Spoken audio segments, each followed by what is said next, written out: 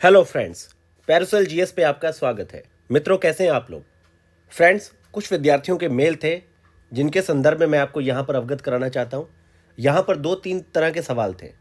पहला तो ये था कि भाई ये नोटिफिकेशन कब आएगी, तो इसके संदर्भ में मैंने आपको पहले सूचित किया है कि लगभग जून के लास्ट में, या मान के चलिए कि आपके जुलाई के फर्स्ट वीक में आपको अपना नोटिफिकेशन फॉर्म पूरी वैकेंसी के साथ देखने को मिलेगा।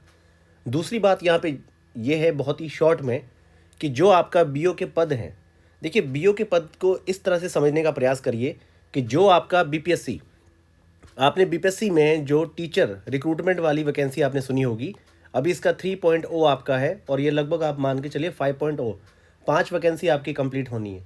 तो यहाँ पर इतने बड़ी तादाद में टीचर्स की जो नियुक्ति हो रही है, इस पूरे निरीक्षण के चलते आप मान के चलिए कि बीओ के काफ़ी मतलब बड़ी तादाद में, अब 500 एग्जैक्ट रहता है कि 350 रहता है कि 650 रहता है, ये तो कमीशन ही जानता है, ठीक है। और इसके संदर्भ में कोई आपको बिल्कुल एग्जैक्ट सूचित नहीं कर सकता।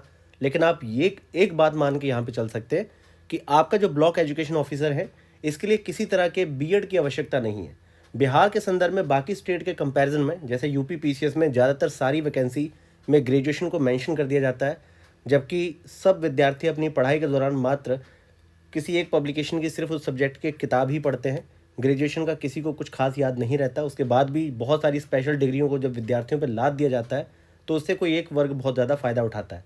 तो यहाँ पर बीएड आपकी शायद मेंशन नहीं है। ये कंफर्म है कि आप ब्लॉक एजुकेशन ऑफिसर की जब सीट्स आएंगी तो ये बीपीएससी के साथ ही ऐड होके आएंगी, इसके बहुत ज़्यादा चांसेस हैं। इसको सेपरेटली नहीं निकाला जाएगा, क्योंकि आयोग अपने दो एग्जामिनेशन को कंडक्ट करवाने के लिए इतनी बड़ी मशीनरी को नहीं लगाएगा। तो बीपीएससी के साथ ही ये 500 सीटें अगर आपकी ऐड होती हैं, तो मान के चलिए कि आपको 1000 प्लस वैकेंसी पे पूरी परीक्षा देखने को मिलेगी।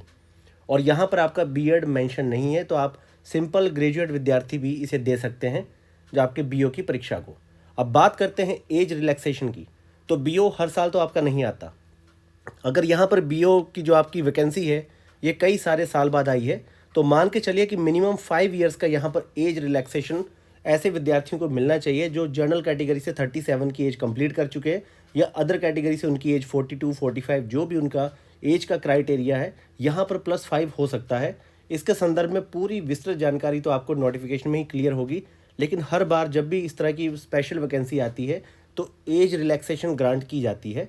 ये लगभग हर बार ऐसा हुआ है।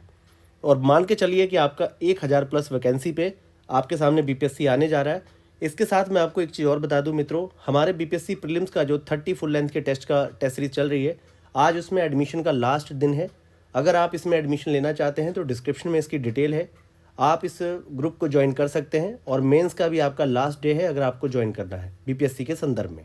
बाकी आप मान के चलिए कि बीओ की टोटल वैकेंसी जो है आपकी 1000 प्लस रहेगी, और बीओ के 500 पद ऐड होंगे जो सिंपल ग्रेजुएट व्यक्ति हर पोस्ट के लिए यहाँ पर एलिजिबल है। बाकी आप लोग पढ़ते रहिए, एनसीईआरटी स्टैंडर्ड बुक्स को बहुत अच्छे से पढ़िए, ज़्यादा से ज़्यादा एमसीक्यूज क्वेश्चन सॉल्व करने का प्रयास करिए, और मुख्य परीक्षा के लिए आपके सबसे बड़े मार्गदर्शक लास्ट 3 ईयर्स के पेपर और आपके सिलेबस के संदर्भ में जो आप देख रहे हैं, जो टॉपिक्स बार बार रिपीट हो रहे हैं, उन पर आप नोट्स बना लीजिए, जिससे कि आपकी दिशा दशा दोनों में सुधार होगा।